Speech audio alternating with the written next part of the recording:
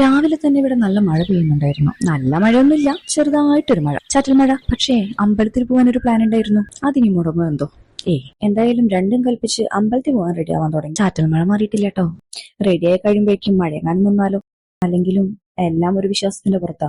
ഇതെന്റെ അനിയന്റെ ഓണക്കൂടിയാണേ. അത് വിട്ട് അമ്പലത്തിൽ പോകാൻ തീരുമാനിച്ചു. പുതുതായിട്ട് എന്തെങ്കിലുമൊക്കെ കിട്ടിക്കഴിഞ്ഞാൽ എവിടേക്കെങ്കിലും ഒരു യാത്ര, ഒരു ഇൻട്രസ്റ്റാ. മുടികെട്ടല് ഒരു യുദ്ധം തന്നെയാണ്.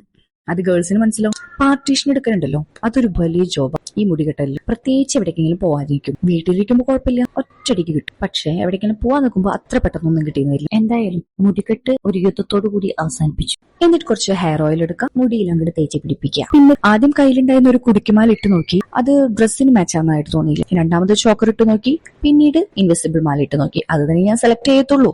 എങ്കിലും ഒരു ആർഭാടമായിക്കോട്ടെ എന്ന് കരുതിയിട്ട് 2-3 മാല വെച്ച് നോക്കിയെന്നേ ഉള്ളൂ. പിന്നീട് കമ്മലിട്ടു, പിന്നെ ഷാളായിട്ടായിരുന്നു യുദ്ധം. ഏത് രീതിയിൽ ഷാൾ ഇടും. 1 സൈഡ് ഇട്ട് നോക്കി, 2 സൈഡ് ഇട്ട് നോക്കി, ഒന്ന് കയറ്റി വെച്ച് നോക്കി, കഴുത്തിനോട് ചേർത്തിട്ട് നോക്കി. അതിനുശേഷം ആശ്വാസമായി. മുടുക്കെ ഇനി അമ്പലത്തിൽ പോവാം. പിന്നീട് അമ്പലത്തിൽ ചെന്ന് പ്രാർത്ഥനയൊക്കെ കഴിഞ്ഞിട്ട് പിള്ളേരെ കുറച്ച് ഫോട്ടോഷൂട്ട്, വീഡിയോ ഷൂട്ടും എല്ലാം എടുത്തു. ഈ പിള്ളേരെ ഫോട്ടോ എടുക്കുന്നത് വല്ലാത്തൊരു പാടാണ് കേട്ടോ. ഇങ്ങോട്ട് വരാൻ പറഞ്ഞാൽ അങ്ങോട്ട് പോകും. പിന്നെ എവിടെയെങ്കിലും കുറെ നേരം ഇരുന്നിട്ടുണ്ടെങ്കിൽ ഇങ്ങനെ ഒരു കരച്ചിൽ ബേബി ഉണ്ടാവും.